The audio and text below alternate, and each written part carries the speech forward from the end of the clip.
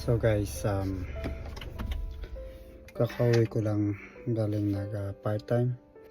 Para share ko lang to sa inyo. Kanina kasi habang may pinipick up akong food, sakit ng dibdib ko kasi sa labas ng restaurant, papasok pa lang ako, may batang umiiyak.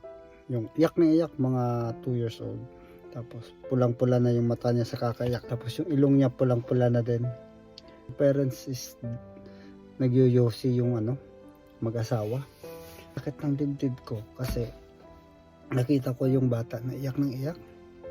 Hindi man lang nag-isip yung mga mag-asawa na pwede ba ikaw na lang muna mag-yosi tapos kukunin ko yung bata after mo ako na naman. Ganun ba? Walang iniisip.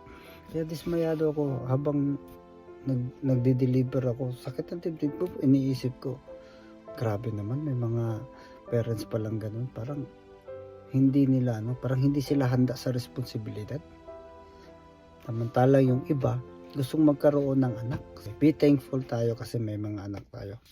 Bigyan natin ng time, oras, pagmamahal, atensyon yung mga bata kasi hindi yan bata for the whole time. Lalaki din yan sila.